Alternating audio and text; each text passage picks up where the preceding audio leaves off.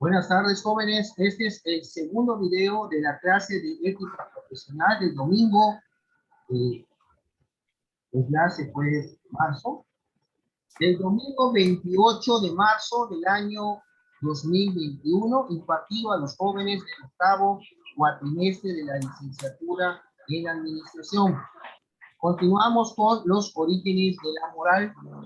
Bueno, muchos científicos creen que la moral es un producto de la selección natural, que se considera que ha conservado, ¿no? O se ha conservado por medio de comportamientos sociales favorables al éxito evolutivo de los grupos. Las sociedades animales muestran muchos ejemplos de actuación basada en la sumisión instintiva a lo que parece ser las leyes no escritas.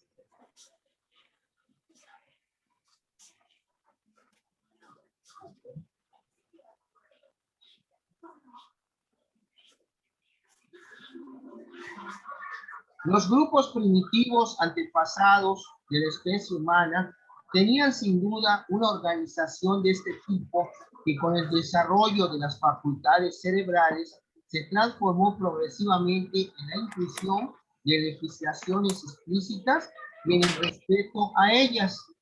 Las sociedades que se otorgaron leyes y las aplicaron resultaron ser más capaces de sobrevivir y proliferar que las libradas a la anarquía y a la competencia salvaje entre sus miembros. Bueno, esta idea la amplió un biólogo de nombre Edward Wilson, Edward O. Wilson, un biólogo de la Universidad de Harvard, bajo el nombre de sociobiología. Él decía para que abarcara todo el tejido social humano. Sociobiología. Según Wilson, que ha resumido sus puntos de vista en una importante obra que se llama Conscience, dice, todo nuestro sistema de valores, incluyendo las creencias, las virtudes y normas relacionadas con ellas, es producto de la oportunidad evolutiva. El sistema existe simplemente porque resultó ser útil para el éxito evolutivo de los grupos que lo practicaron.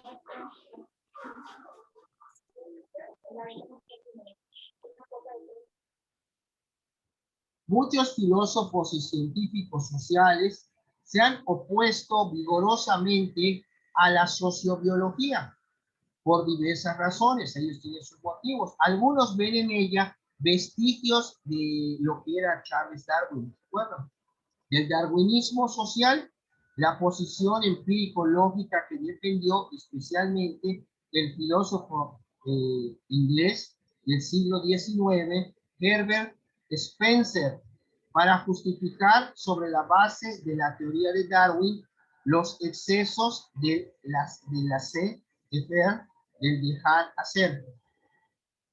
Laissez faire es hacer, dejar, faire y hacer. Económico. En opinión de otros, la sociobiología exagera el papel del determinismo genético en detrimento de las influencias ambientales y promueve las discriminaciones raciales y sociales.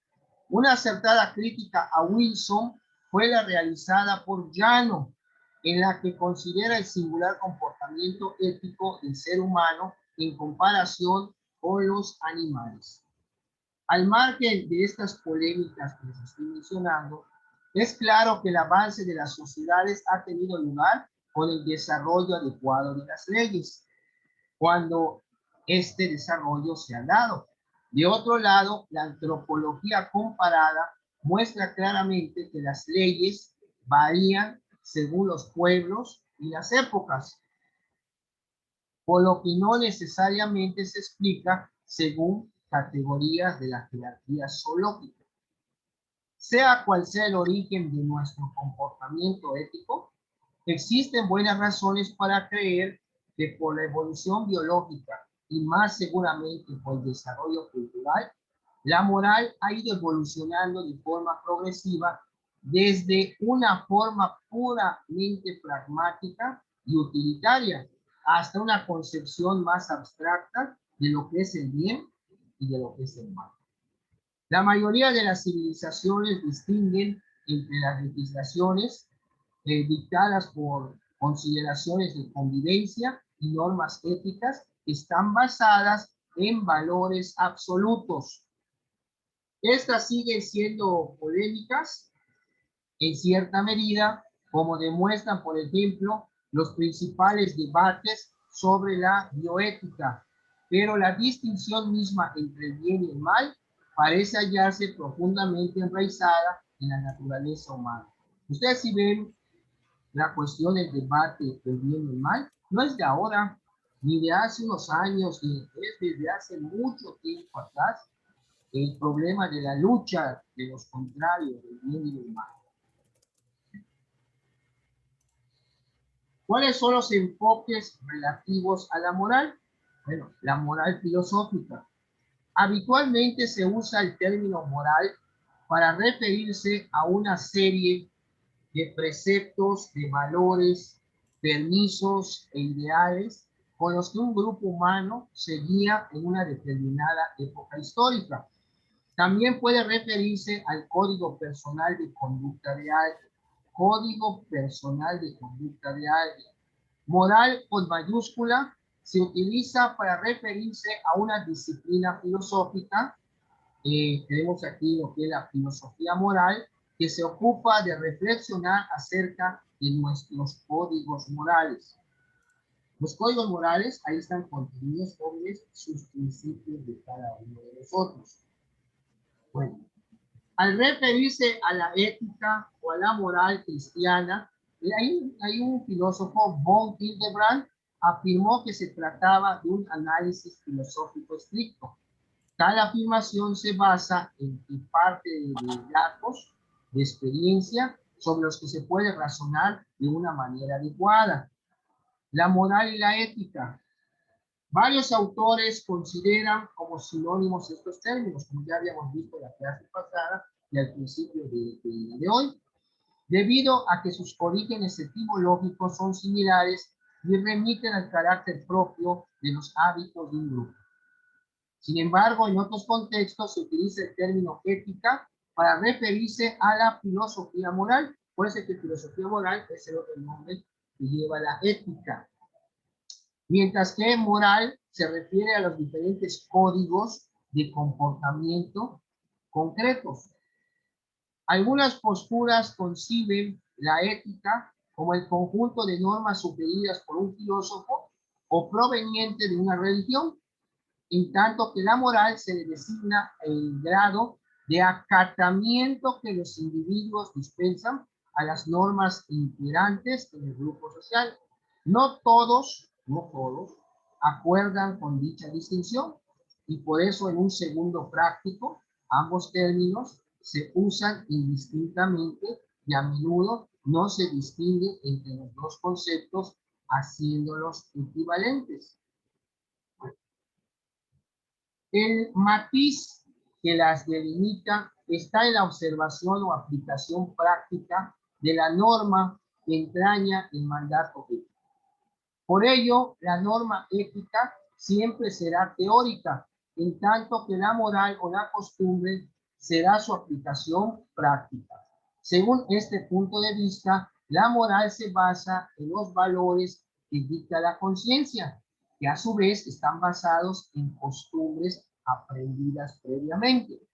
Dicho punto de vista dice que la moral no es absoluta o universal, ya que su vigencia depende de las costumbres de una región, y de aquí vendría lo que se conoce como el relativismo cultural. El valor es pues el núcleo de toda moral. O sea, si no tienen valores, ¿cómo podrían decir que tienen moral? Es por lógica. Cada persona tiene unos valores determinados, igualmente como tiene una cultura que la identifica.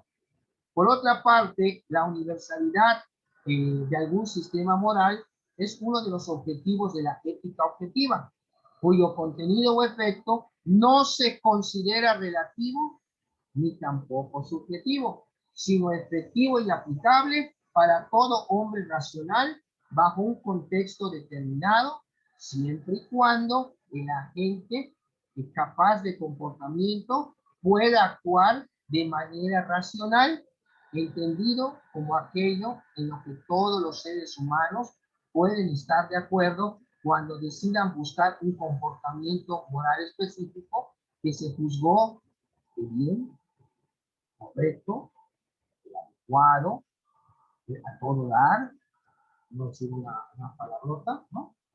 Bueno, una mala palabra, con palabrota también que mantenga o cause aceptable calidad de vida o evite alguna consecuencia inconveniente y que surja a causa de la repetición de ciertos comportamientos probables para la humanidad.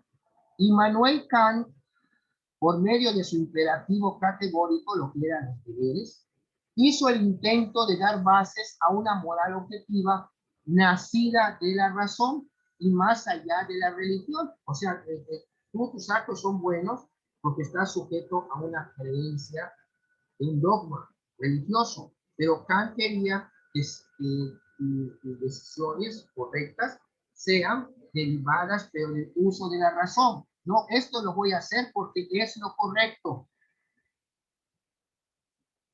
Pues si ustedes se dan cuenta, nosotros en nuestra idiosincrasia, nuestra mentalidad, tenemos contenidos que si de la escuela, de la religión, y ahí vamos formando nuestro código moral, nuestro código ético, para cómo vamos a actuar, y ahí vamos viendo, bueno, qué principios son los que voy a practicar, pero hay que ver primero cuáles son qué son los valores, cuáles son, en qué consisten, y ver tú como persona cuáles son los que efectivamente están realizando según tu comportamiento ante los demás. La crítica que hace Federico Nietzsche a la moral y a la ética subraya que los códigos morales y las éticas que estudian o fundamentan estos códigos morales se presentan como desveladoras de profundas verdades sobre el ser humano. Es famoso su análisis de la moral cristiana, en el que manifiesta cómo los valores cristianos, por ejemplo, la humildad o la compasión, se basan realmente en la hipocresía y en el resentimiento, según su teoría. Este es Friedrich Nietzsche. Los valores morales son estratagemas de dominio de unos hombres para otros, pero ninguna moral y ninguna ética reconocen esto, pues es esencial para ellos el ocultarlo. Para descubrir esas ocultaciones, propone el mismo Federico Nietzsche un método que él llama genealógico, y donde él emprende una genealogía de la moral, y se trata de hacer un análisis de carácter psicológico y además de un uso de lenguaje a partir de textos éticos y morales y de observaciones de conductas también de índole moral.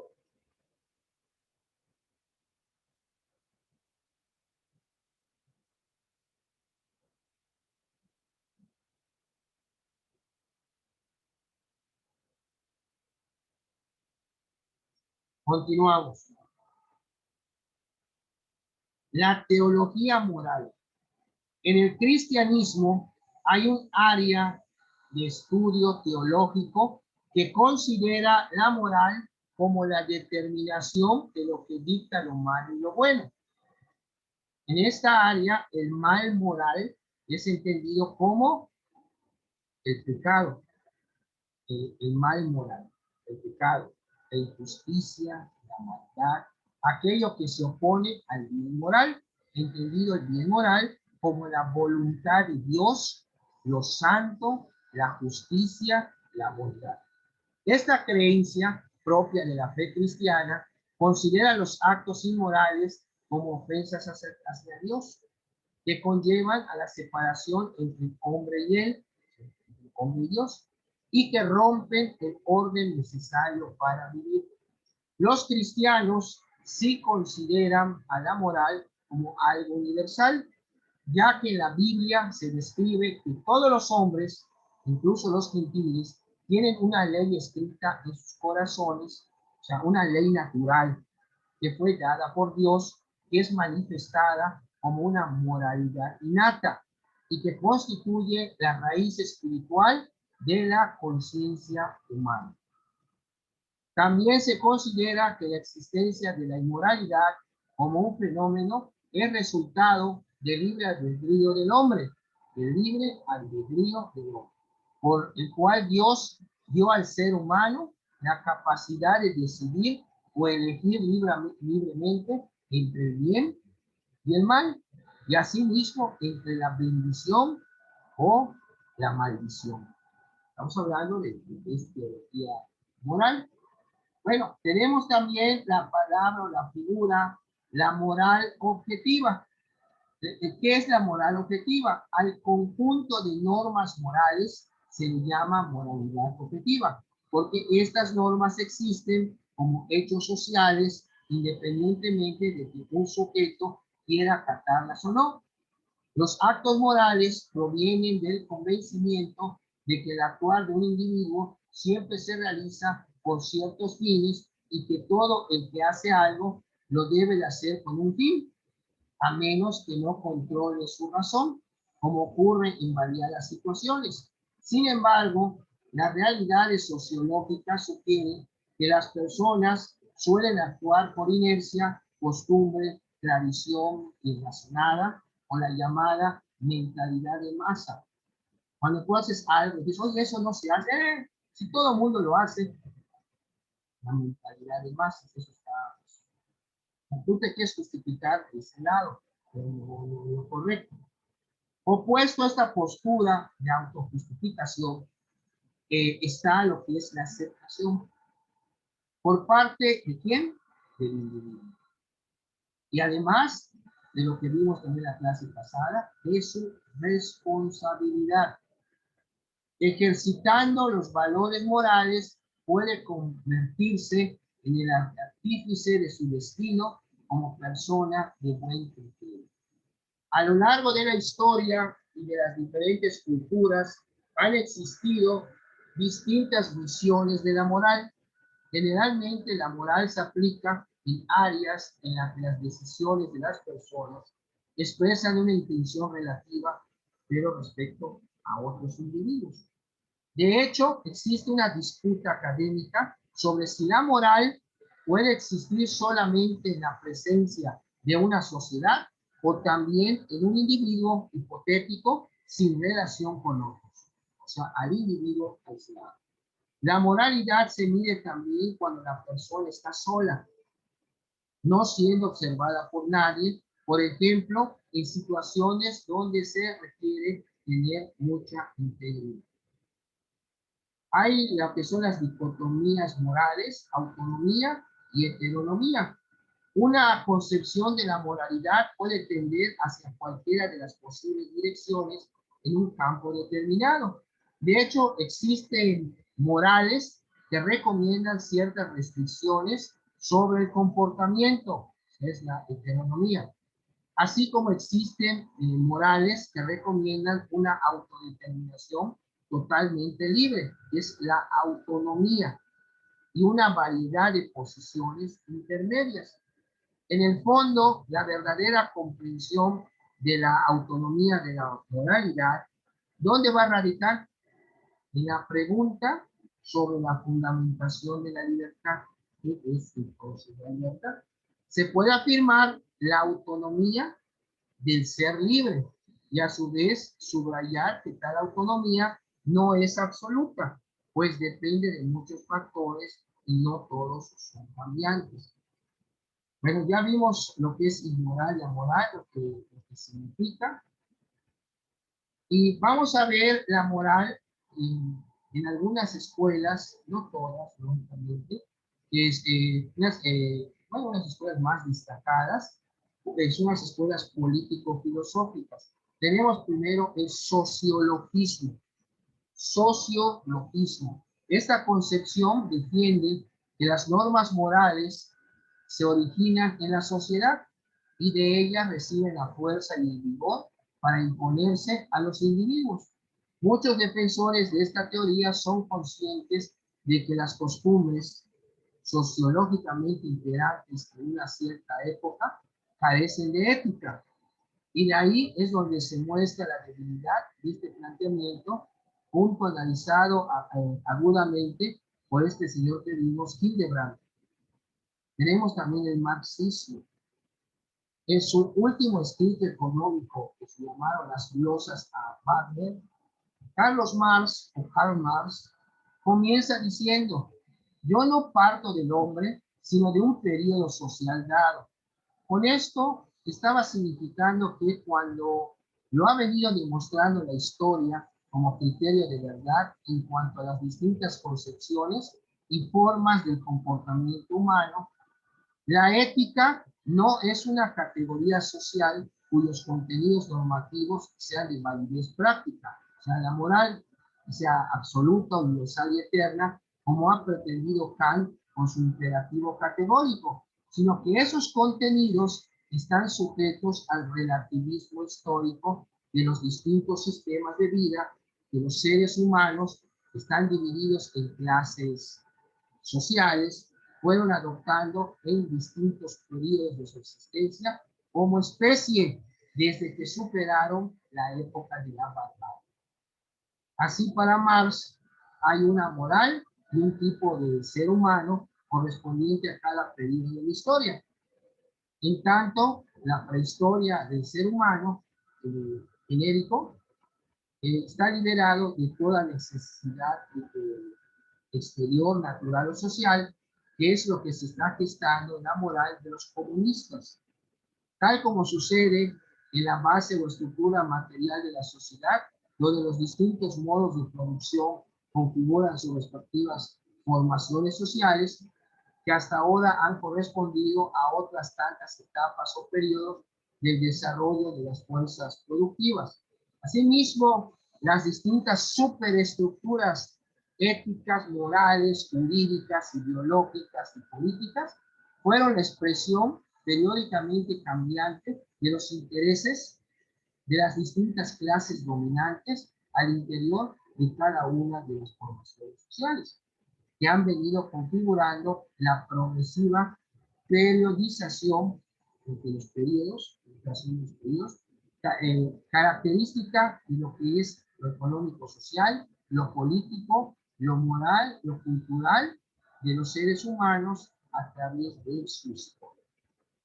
Si ustedes ven, Karl Marx se refiere a que la cuestión ética ha sido el resultado de ese relativismo histórico de las clases dominantes sobre los dominados a través del tiempo.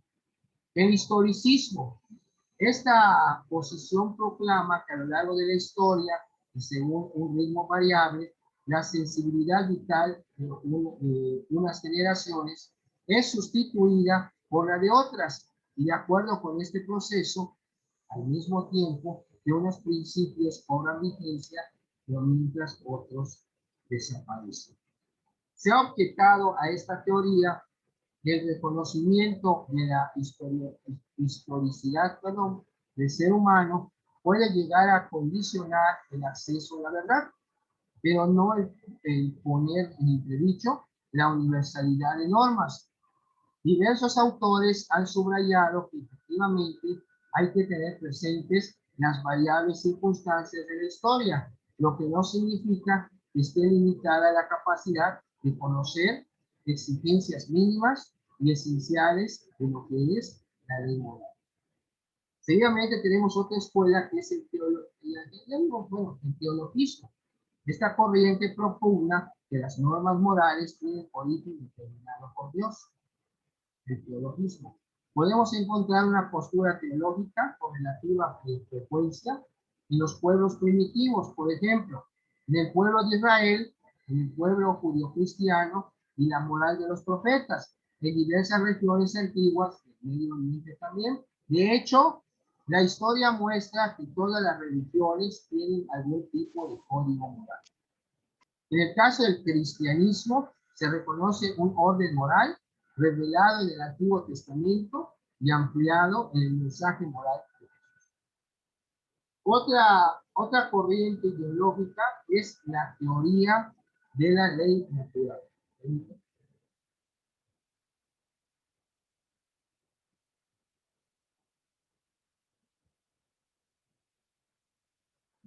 Existe una amplia pluralidad de teorías que fundamentan sus opiniones éticas y las normas morales en lo que es la ley natural.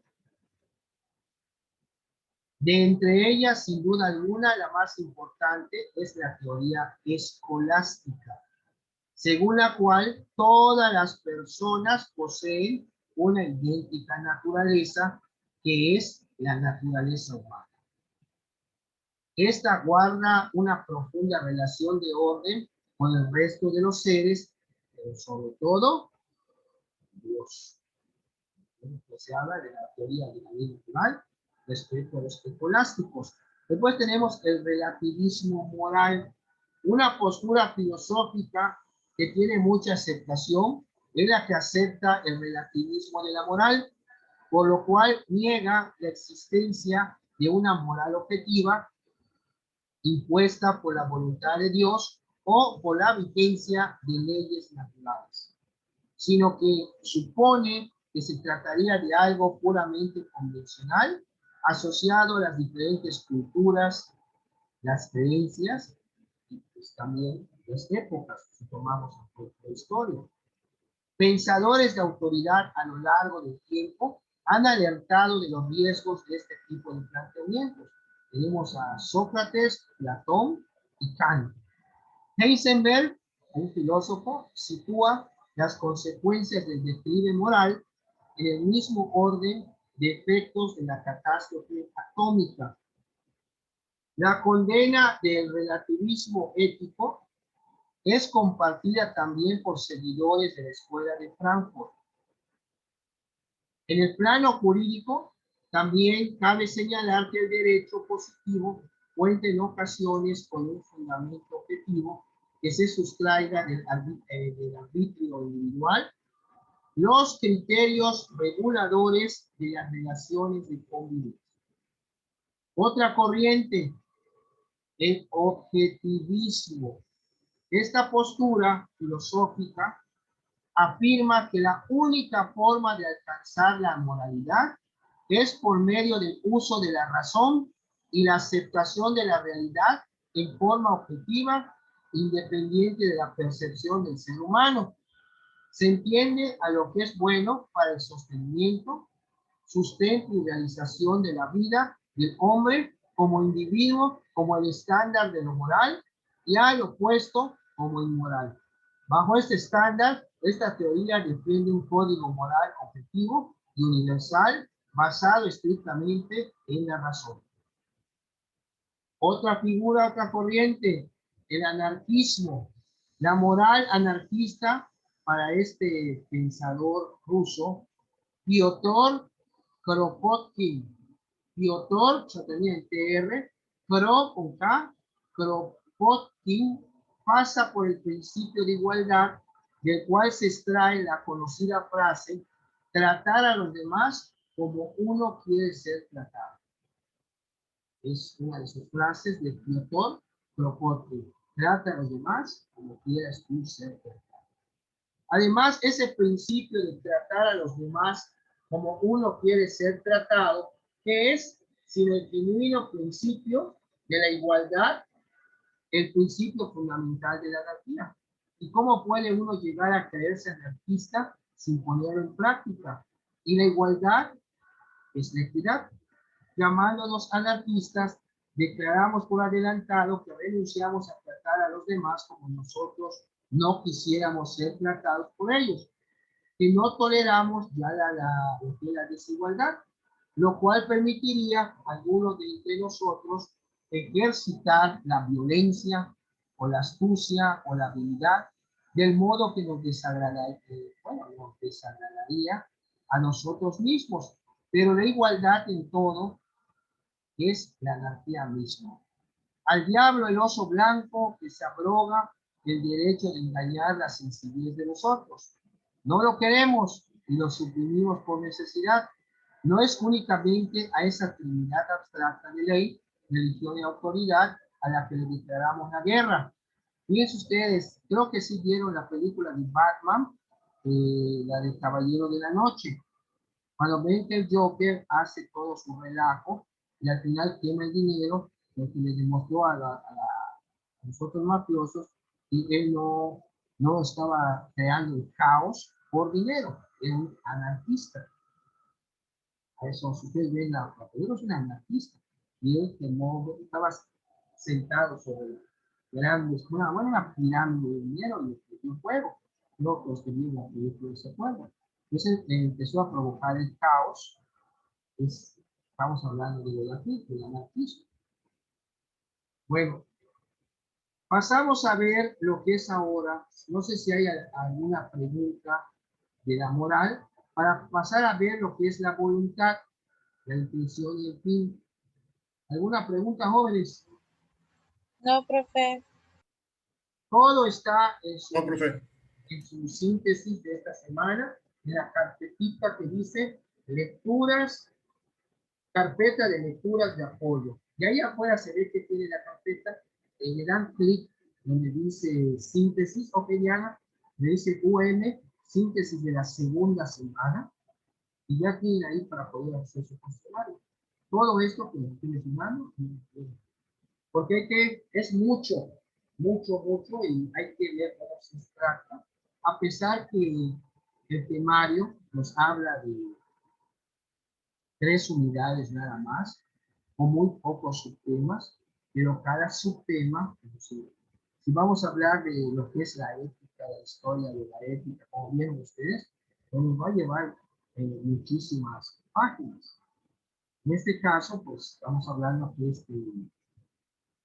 esta síntesis de la segunda semana tiene 17 páginas nada más. Esta vez un poco menos.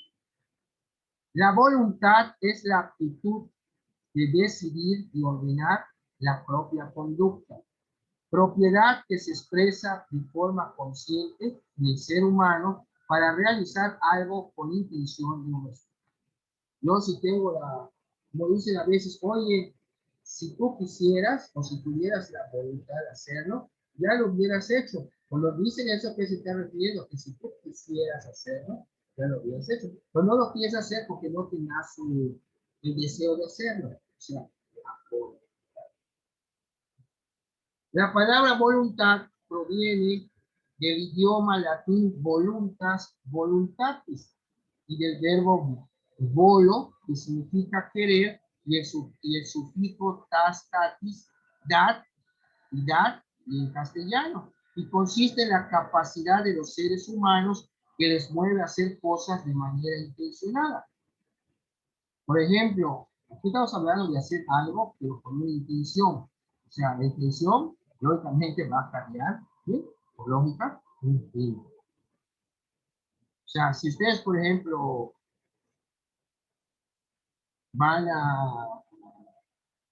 están cansados, a mí me gusta dormir en la hamaca. Bueno, estoy cansado, bueno, voy a colgar la hamaca y hay una intención. ¿Por qué la voy a colgar? Bueno, tengo sueño y me quiero acostar. ¿Y cuál es el fin? Poder dormir. Entonces, en la voluntad, por eso mencionan esta definición, la capacidad de los seres humanos que les mueve a hacer cosas de manera intencionada. O sea, la intención es, pero en ética, la intención no basta para los actos buenos. Como hablaba Nicolás Maquiavelo, el que hizo la obra del Príncipe, decía, el fin justifica los medios. O sea, aquí estamos hablando de los medios que se utilizan para lograr un fin. Esos medios tienen que ser también éticos. ¿Y cómo es la ética? La intención no basta. Hay que llevar a cabo, o sea, a ver, ahí está lo que está diciendo Juan Carlos, provoca algo de anarquía, altera el orden establecido, lo que dijo el Joker. está dándonos lo que es el concepto de anarquía. Muy bien, Juan Carlos, muy bien. Pero bueno, regresando a lo que es el tema de la voluntad intencionada, en ética no basta la intención. Tú quieres hacer algo, pero no lo hiciste. Ah, pero tuve la intención. No basta porque no hay un resultado. En cambio, por eso, cuando estudian la ética, la bondad y la maldad de los actos humanos, no simplemente también, y también la intención. No, bondad y maldad de los actos, siempre realizar un acto, porque la intención de un acto, pues no se llega a consumar, a realizar, y mucho menos a tener un fin, o el fin que se pretende cuando tú llevas a cabo de manera consciente y además deliberada, el hacer algo. Es la facultad que permite al ser humano gobernar sus actos, decidir con libertad y optar por un tipo de conducta determinada. La voluntad es el poder de elección con ayuda de la conciencia. Regresamos, jóvenes, ya se va a cortar. Son las 2:30 de hoy, domingo 28 de marzo de 2021. Regresamos después del corte para concluir la clase de hoy. Gracias.